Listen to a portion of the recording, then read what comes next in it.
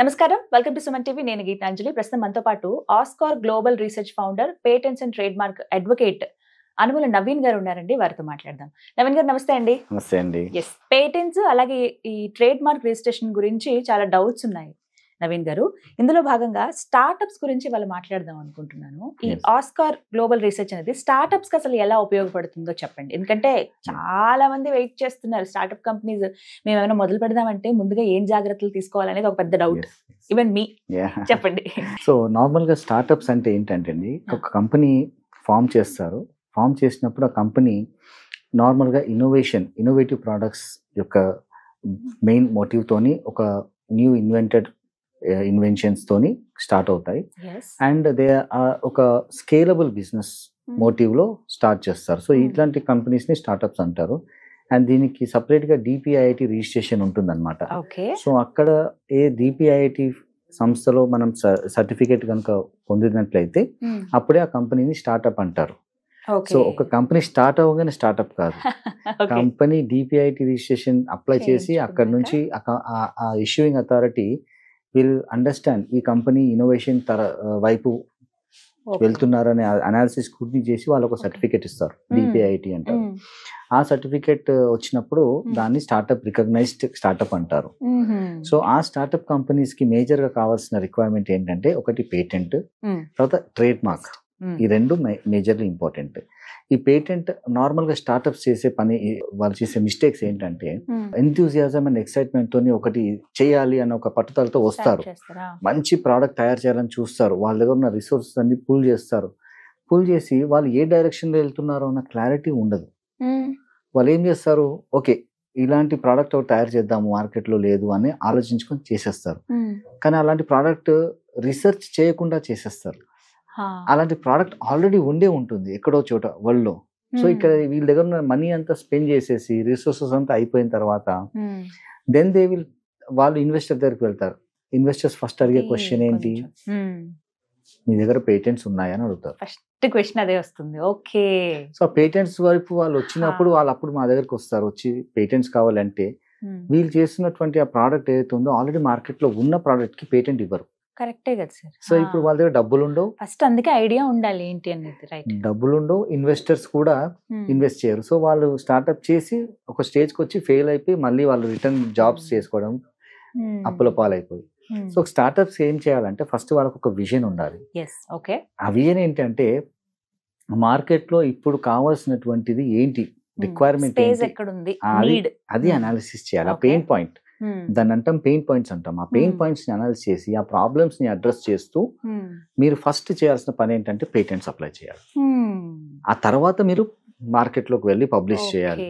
So దేనికైనా ground work అని అంటారు కదా, అది చాలా ఇంపార్టెంట్. అందుకే రీసెర్చ్, ఆస్కార్ గ్లోబల్ రీసెర్చ్ అనేది మా యొక్క సంస్థలో మేము రీసెర్చ్ చేస్తాం మేజర్ గా. స్టార్ట్అప్ చేద్దామన్న ఏదైనా ఆలోచన వస్తే ఫస్ట్ మిమ్మల్ని సంప్రదిస్తే చాలు. కంప్లీట్ గైడెన్స్ ఇస్తాము. అండ్ ఇది మేజర్ గా ఏంటంటే, ఒక స్టార్ట్అప్ కి అటువంటి ప్రోడక్ట్స్, ఏ ప్రోడక్ట్స్ వైపు మనం వెళ్ళాలి అన్న గైడెన్స్ కూడా ఇస్తాం. ఎందుకంటే వాళ్ళకి ఇప్పుడు ఈ పెయిన్ పాయింట్స్ తెలిసి ఇటువంటి ప్రోడక్ట్స్ పైన రీసెర్చ్ చేస్తే ఈ కంపెనీ ఎప్పుడైతే ప్రోడక్ట్ డెవలప్ చేస్తున్నారో ఆ కంపెనీ ఒక స్టేజ్ కి వచ్చే లోపల ఈ రీసెర్చ్ ఫీల్డ్ లో ఉన్న పెద్ద పెద్ద కంపెనీస్ కి ఈ వీళ్ళు చేసే రీసెర్చ్ ఇంపార్టెన్స్ అనిపిస్తే వాళ్ళు వచ్చి ఈ కంపెనీని అక్వైర్ చేసుకోవడమో లేకపోతే వాళ్ళు వచ్చి ఈ కంపెనీలో ఇన్వెస్ట్ చేయడమో చేస్తారు. సో మీరు ఇన్వెస్టర్స్, ఆ పెద్ద ఇన్వెస్టర్స్ ని అట్రాక్ట్ చేయాలంటే వాళ్ళకి ఏం కావాలో ఫస్ట్ మనం తెలుసుకొని మనం చేయాల్సిన పని ఉందన్నమాట. సో ఈ స్టార్ట్అప్స్ కి ఆ డైరెక్షన్ ఇస్తూ ఆ డొమైన్ మీద వర్క్ చేయిస్తూ వాళ్ళ ఇంట్రెస్టెడ్ ఉన్న యాక్టివిటీస్ లో చేయిస్తూ ఆ పేటెంట్స్ ఫైల్ చేసినప్పుడు వాళ్ళకి ఒక స్ట్రాంగ్ స్టార్ట్అప్ తయారవుతుంది. ఎప్పుడైతే కంపెనీ వచ్చి వీళ్ళలో ఇన్వెస్ట్ చేయడమో లేదా అక్వైర్ చేయడమో చేస్తారో అప్పుడు వాళ్ళు పేటెంట్స్ కూడా కొనుక్కుంటారు. వాళ్ళు జస్ట్ లైక్ ఒక ప్రోడక్ట్ కొనుక్కున్నట్లే పేటెంట్ కూడా వాళ్ళు అక్వైర్ చేసుకొని అసైన్ చేసుకొని వాళ్ళ ట్రేడ్ మార్క్ పేటెంట్స్ తో పాటు వాళ్ళ స్టాఫ్ అంతా కూడా అక్విజిషన్ లోకి వెళ్ళిపోతారు. అందుకనే మనకి పేటెంట్ అనేది ఉండాలి. ఇంకా చాలా మంది చేసే తప్పు ఏంటంటే, ఈ పేటెంట్ స్టార్ట్అప్స్ పేటెంట్స్ క్వాలిటీ ఏంటంటే you should not disclose it to public. అంటే పబ్లిక్ కి చెప్పకూడదు. ఫస్ట్ పేటెంట్ చేసుకోవాలి. యూట్యూబ్ లో పెట్టేస్తారు వీడియో, తర్వాత ఫేస్బుక్ లో, సోషల్ మీడియా, ఇన్స్టాలో ఇది నా ఇన్వెన్షన్. సో అక్కడ ఏమైంది, మీరు పబ్లిక్ డిస్క్లోజర్ చేసేసినప్పుడు ఇంకొకరు రావడం కాదు, లా ఏం చెప్తుందంటే మీరు ఫస్ట్ పబ్లిక్ డొమైన్ లోకి వెళ్ళిపోతే మేము పేటెంట్ ఇవ్వము. ఇదొక ప్రాబ్లం. చాలా మంది తెలియదు ఇది. సో ఇక్కడ ఏమవుద్దంటే పాపం పబ్లిష్ చేసేస్తారు. అంటే ఏదో ఆనందంలో షేర్ చేసుకోవాలన్న ఇదితో, గొప్పగా చెప్పాలన్న ఇదితోనేమో షేర్ చేస్తారు, సోషల్ మీడియాలో పెట్టారు. సైన్స్ ఫేర్స్, ఎగ్జిబిషన్స్ లో వెళ్ళి పెట్టేస్తారు, ఇది మేము చేసాం. కొన్ని చాలా ఇంపార్టెంట్ ఉంటాయండి. స్మాల్ థింగ్స్ కూడా ఒక patent can earn millions of rupees. కొన్ని ఉదాహరణకి చెప్పండి సార్, ఏవేవి అలా ఉంటాయి? మెషినరీ కూడా వాటికి సంబంధించింది. మెషినరీ కానీ లేకపోతే ఎనీ ప్రాబ్లం, అంటే టెక్నికల్ ప్రాబ్లం కి ఒక టెక్నికల్ సొల్యూషన్ కనుక్కున్నట్లయితే ఆ టెక్నికల్ సొల్యూషన్ వరల్డ్ లో ఎక్కడ లేకపోతే this will qualify for a patent. అంతే, సింపుల్. టెక్నికల్ ప్రాబ్లం చాలా మంది చేస్తూ ఉంటారు కానీ పేటెంట్ చేసుకోరు. దాని వల్ల వచ్చే నష్టం ఏంటంటే వేరే వాళ్ళు కాపీ చేస్తారు. మనము చేసినటువంటి కష్టం వేరే వాళ్ళు ఈజీగా కాపీ చేసేస్తే ఏమవుతుంది, మనం వాళ్ళని ఆపలేం. సో ఇక్కడ బిజినెస్ లాస్ అవుతుంది. సో పేటెంట్స్ డైరెక్ట్ గా బిజినెస్ కి లింక్ అయి ఉంటుంది. ఎంత కష్టపడి ఇన్నేళ్ల పాటు మీరు తీసుకొచ్చిన మెషినరీ కావచ్చు, ప్రోడక్ట్ అని ఏదైనా సరే బూడిదలో పోసిన పన్నీర్ అయిపోతుంది. చాలా బాగా ఉపయోగపడతాయి సార్ అయితే ఈ పేటెంట్స్ అండ్ ట్రేడ్ మార్క్ అనేది. చాలా బాగా ఉపయోగపడతాయి. తర్వాత స్టార్ట్అప్ ఇండియా చాలా సపోర్ట్ ఇస్తుంది స్టార్ట్అప్ కంపెనీస్ కి. MSMEs also is giving lot of financial support actually for patents registrations కి. ఎస్ అండి. గవర్నమెంట్ ఫీ మామూలుగా పేటెంట్ ఫైల్ చేయాలన్నా ఎంత ఉందో ఆల్మోస్ట్ ఆల్ ఒక 80,000 వరకు అవుతుంది. That has been reduce to almost all 12,100 అండి గవర్నమెంట్ ఫీ ఫర్ ఎంఎస్ఎంఈస్ కి, స్టార్ట్అప్స్ కి. ఎంత గ్యాప్ ఉంది. So much of protection and అంటే ఈ ఇన్వెంటర్స్ ని ఎంకరేజ్ చేయడానికి గవర్నమెంట్ నుంచి బాగా స్కీమ్స్ ఉన్నాయి, యూస్ చేసుకోవాలి. అంటే వీటి వ్యాలిడిటీ మాట్లాడితే సార్ పేటెంట్ 20 years ఉంటుందండి. పేటెంట్ గ్రాంట్ రిజిస్ట్రేషన్ అయ్యాక దాని వ్యాలిడిటీ 20 years ఉంటుంది. ఎవ్రీ ఇయర్ రెన్యువల్ చేసుకోవాలి అది. ఇప్పుడు ఫర్ ఎగ్జాంపుల్ పర్సన్ ఎవరైనా సరే వాళ్ళు సంథింగ్ అక్కడి నుంచి తప్పుకున్నా అప్పుడు ఎలా సార్, మరి ఏదైనా బిజినెస్ స్టార్ట్ చేద్దాం అనుకుంటారు, వేరే వాళ్ళకి హ్యాండ్ ఓవర్ చేసేస్తారు మధ్యలో, అప్పుడు ఏం జరుగుతుంది? యాక్చువల్లీ ఇక్కడ ఏమవుతుందంటే ఇన్వెంటర్స్ ఉంటారు, ఇన్వెంటర్స్ రీసెర్చ్ చేస్తూ ఉంటారు. సో ఇన్వెంటర్స్ ఎవరైతే ఉంటారో వాళ్ళు ఎప్పుడు పర్మనెంట్, వాళ్ళని చేంజ్ కాలేరు. సో వాళ్ళు ఏం చేస్తారు, వాళ్ళ ఆ పేటెంట్ యొక్క రైట్స్ ని వాళ్ళకి ఇచ్చేస్తారు. సో సంస్థ మారినప్పుడు కానీ ఆ రైట్స్ వాళ్ళకి ఇచ్చేస్తారు. సో పేటెంట్ రిజిస్టర్డ్ ఉంటే అడ్వాంటేజ్ వేరు. సో అందుకే కొంతమంది ఇన్వెస్టర్స్ కి మేజర్ గా ఇంపార్టెంట్ ఏంటంటే వాళ్ళు ఇన్వెస్ట్ చేసే ముందు ఈ పేటెంట్ వ్యాలిడిటీ ఏంటి, ఈ పేటెంట్ యొక్క అడ్వాంటేజ్ ఏంటి, ఈ కంపెనీలో మనం ఇన్వెస్ట్ చేస్తే మనకి యూస్ఫుల్ ఉంటుందా లేదా కూడా రీసెర్చ్ చేస్తారు. అది కూడా రీసెర్చ్ చేసి వస్తారు ఇన్వెస్ట్ చేయడానికి. ఎందుకంటే ఏదో ఒక పేటెంట్ అల్లటపా పేటెంట్ నేను ఫైల్ చేసేసి ఇప్పుడు నాకు ఇన్వెస్ట్ చేయండి అంటే చేయరు. వాళ్ళ డ్యూ డిలిజెన్స్ వాళ్ళకు ఉంటుంది. సో అందుకే when you want to be a proper invention చేసి మీరు ఒక మంచి ఇంటర్నేషనల్ లెవెల్లో మీరు వెళ్ళాలి అనుకుంటే మాత్రం ఈ పేటెంట్స్ అండ్ ట్రేడ్ మార్క్స్ చాలా ఉపయోగపడతాయి. ఓకే, సో మేబీ బిజినెస్ చేద్దాం అనుకున్న వాళ్ళకి నార్మల్ గా తెలిసి ఉండొచ్చు, బట్ ఈ వీడియో ద్వారా ఇంకా తెలిసే ప్రయత్నం అండి. 20 years పాటు వ్యాలిడిటీ అంటున్నారు కాబట్టి ఒక్కసారి కొంచెం టైం స్పెండ్ చేసుకుని మనం గనక ప్రొసీడ్ అయితే ఎస్లీ అది నెక్స్ట్ అంటే వచ్చే ప్రాబ్లమ్స్ అన్నిటి నుంచి దాటుకుంటూ వెళ్ళిపోవచ్చు. మేజర్ అంటే మీరు విన్నప్పుడు మీ దగ్గరికి చాలా మంది క్లయింట్స్ వస్తారు కదా సార్, ఏమన్నా మీరు ఎక్కువగా అబ్జర్వ్ చేసింది ఏంటి? ఈ స్టార్ట్అప్స్ లో మాట్లాడదాం. స్టార్ట్అప్స్ లో ఏంటంటే అండి, వాళ్ళు పాపం వాళ్ళు మా స్టేజ్కి వచ్చేసరికి ఏమవుతుందంటే వాళ్ళు ఫండ్స్ అన్ని వాళ్ళు రిప్లెనిష్ చేసేసుకుని ఉంటారు మొత్తం. ఎందుకంటే వాళ్ళకి ప్రాపర్ డైరెక్షన్ లేకుండా వాళ్ళకి పేటెంట్స్ అవగాహన వచ్చే టైం వరకు అప్పటికి వాళ్ళ దగ్గర ఫండ్స్ ఉండవు ఇంకా. సో అప్పుడు వాళ్ళు పేటెంట్స్ చేయాలన్నా కూడా వాళ్ళకి సపోర్ట్ ఉండదు అనమాట. So because of this MSME and startup schemes లో ఎవ్రీబడి ఆర్ హ్యావింగ్ గుడ్ ఒక వెరీ ఎకనామికల్ రేంజ్ లో వాళ్ళకి పేటెంట్ సపోర్ట్ దొరుకుతుంది అండ్ పేటెంట్ రిజిస్ట్రేషన్స్ అవుతున్నాయి. అంటే ఎంత రేంజ్ లో ఉంటాయండి బడ్జెట్ ప్రకారంగా మాట్లాడుకుంటే?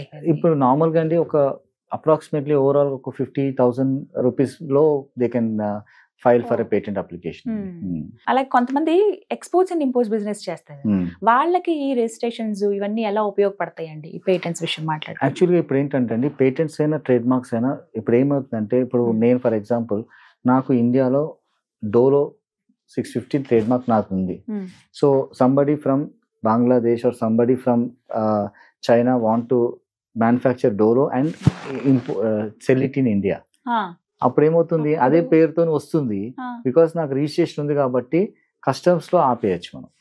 సో మీకు రైట్ ఉంటుంది బికాస్ నాకు ట్రేడ్ మార్క్ రిజిస్ట్రేషన్ నాకు ఉంది కాబట్టి. ఇవన్నీ ఎక్కడ రిజిస్టర్ అయి ఉంటాయి? పేటెంట్స్ వచ్చేసి మన పేటెంట్ ఆఫీస్ మన గవర్నమెంట్ ఆఫ్ ఇండియా ఉందండి, అక్కడ రిజిస్ట్రేషన్ అవుతాయి. ట్రేడ్ మార్క్స్ వచ్చి ట్రేడ్ మార్క్ రిజిస్ట్రీ అదొక డివిజన్, దాంట్లో రిజిస్ట్రేషన్ అవుతాయి. సో గవర్నమెంట్ ఆఫ్ ఇండియా మనకి దానికి సంబంధించి ఐడి అవన్నీ ఇస్తారా? వస్తాయండి. సర్టిఫికేట్ వస్తుంది, ఫైలింగ్ అప్పటి నుంచి మనకి తర్వాత సర్టిఫికేట్ వచ్చేంత వరకు కూడా will be providing the services. మీరు అన్నారు ఫర్ ఎగ్జాంపుల్ నాది వేరే వాళ్ళది వస్తే కనుక కస్టమ్స్ లో ఆపేయగలుగుతామని, మీరు అబ్రాడ్ లో చేయొచ్చు బిజినెస్ అనేది? ఎగ్జాక్ట్లీ. ఇప్పుడు ఇక్కడ ఏంటంటే నేను నా ప్రోడక్ట్ ఉంది, అది నా ఒక ఫార్మస్యూటికల్ ప్రోడక్ట్ కావచ్చు, లేకపోతే ఒక స్వీట్స్ ఆల్సో, ఒక స్వీట్ బిజినెస్ కూడా కావచ్చు, ఎక్స్పోర్ట్ అవుతా ఉంటాయి చాలా.